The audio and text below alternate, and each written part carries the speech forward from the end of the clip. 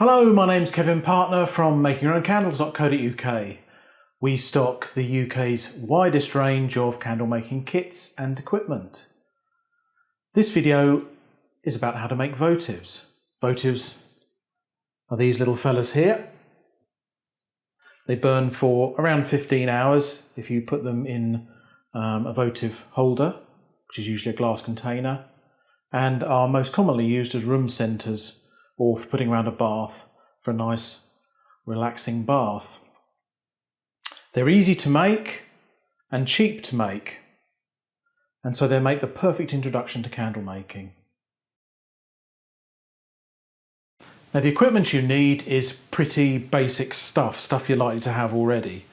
You need a source of heat. I'm using a camping stove, but of course you'll be able to use your usual kitchen equipment. This is a double boiler. In fact, it's a porringer set, which you can get hold of fairly easily. You can equally well use a larger saucepan with a smaller saucepan sitting inside it.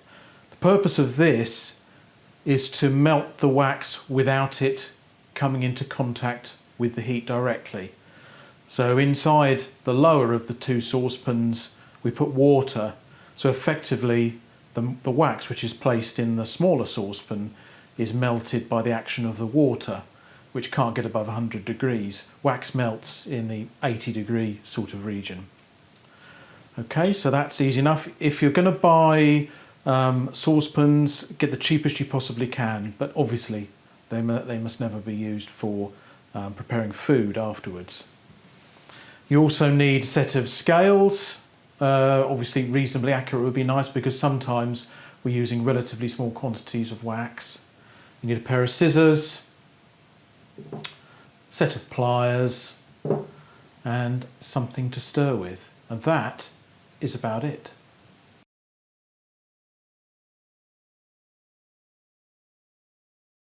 Here's what you need then to make 2 votive candles.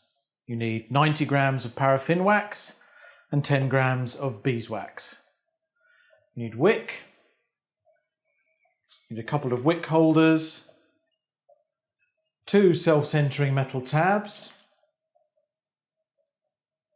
a stirrer,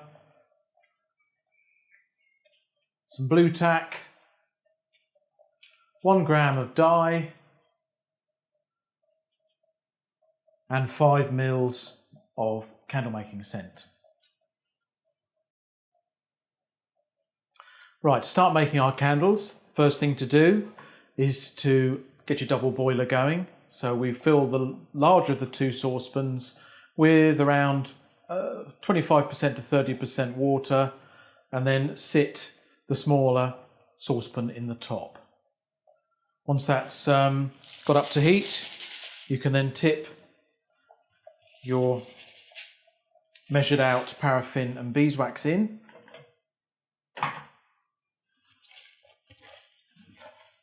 Does tend to stick, so just make sure it's all in there.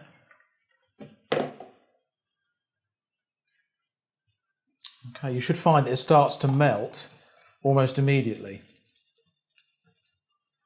It's only a relatively small quantity of wax. So just keep stirring away.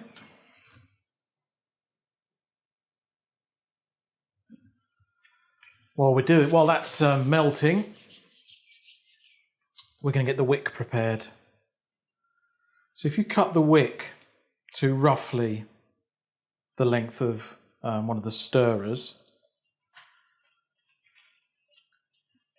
there'll be enough to make the wick for both of our paraffin, of our votives. Our first job is going to be to wax that wick. Much cheaper and easier to do this yourself than buy pre-waxed wick, and it is so ludicrously easy you might as well do it yourself. Just fold it in the middle, because we want to make 2 wicks, and then cut. And there we are, we have 2 wicks ready to dip. Once your paraffin wax is more or less melted,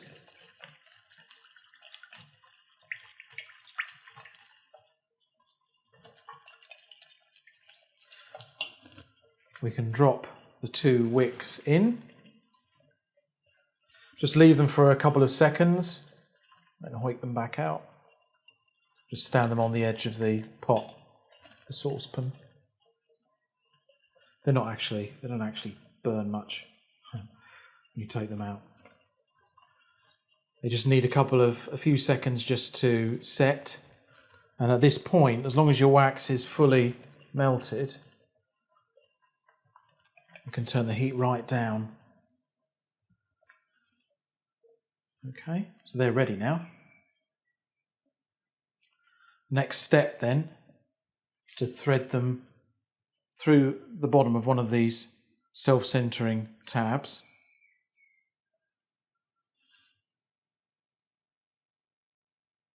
I know this is a bit difficult to see. There's a little lip on the end of the tab that you just need to nip. There we are. It's now ready. It's the first one. And do the same again with the second. Push it through pretty much as far as it will go. Oops. But not too far, like I just did. There is actually enough there that you can push it through and then cut it. Trim the end if you need to. So there we are. So we've now got 2 wick pins, as wick assemblies. Now what we need to do is get them to the right size for dropping in. You'll see why this is important shortly. But basically what you do is you pass the waxed wick through the hole of the wick stick and then drop the wick into the tab into the bottom and just fold over the wick. What that does is it makes sure that when you drop the waxed wick into your votive, it will settle at the correct level, which will pull the wick straight. So that one's ready. Now repeat with the other one. So your waxed wick goes through the hole, drop it into the bottom, right into the bottom of the holder of the mould, and then just fold over and use a bit of blue tack to secure it. Those are now ready, both of those. Pull them back out again. Now our wax has now melted fully. All we need to do now is add the dye. Now one thing you'll notice about the dye that we supply is that it doesn't necessarily look much like the final candle. That's because it's highly concentrated. This looks to me very orange. It will end up cream, honestly. Just drop it in. It'll begin to melt.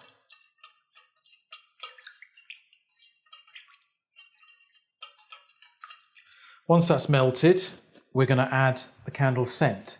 Now it's important to add the scent as late as possible because candle scent is candle oil and it's volatile. So if you add it too early, the end result will be that your kitchen will smell lovely for about 10 minutes because all of the scent has evaporated. That scent needs to be locked into your candle so that it's released as the candle burns. To do that, make sure that your candle is on a low heat, your double boiler is on a low heat. There we are, the dye's now done. And add this late on. We supply a pipette. You need, it depends on personal taste, but around about 5 millilitres of oil will do a nice job of scenting 100 grams of wax, which is what we've got here. So these pipettes are 3 milliliter pipettes. So it's 1 of those and 2/3. Just give that a quick stir. Spread the scent around. And now we're ready to pour. Okay. What we're going to do is pour this to around about 90% of its final level. So just pour straight in. That's the first. That's the second.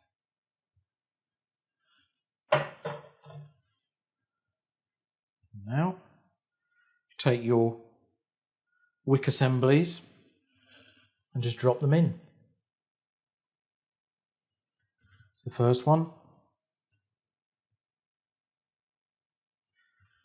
And there's the second one. And it's as simple as that. That will take some time, depending on the room temperature, to fully set. We don't recommend with the first, as you're waiting for it to set for the first time, that you use a fridge, because it's too hot to go in a fridge. So just leave it to set at room temperature. You can always make another batch. What will happen is that it will, because we're using a hard mixture here to produce a candle that burns for a long time, and also because we want it to release easily from the mould, the candle wax will contract on cooling. It'll pull in from the edges, but it'll also pull in from the wick. So you'll end up with a dip where the candle has pulled into the centre, like almost be like a cylinder. The remaining candle wax that we've got here, melted, will be used to fill that. But for now, we need to wait an hour or two for our candles to set.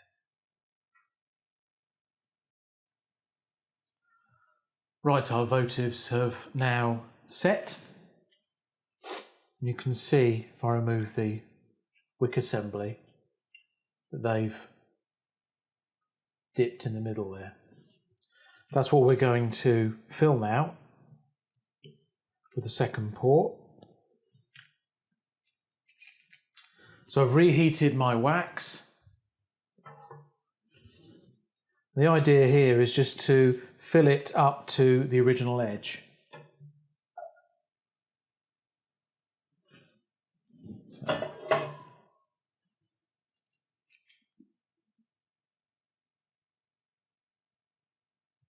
just like that. Same with the other one.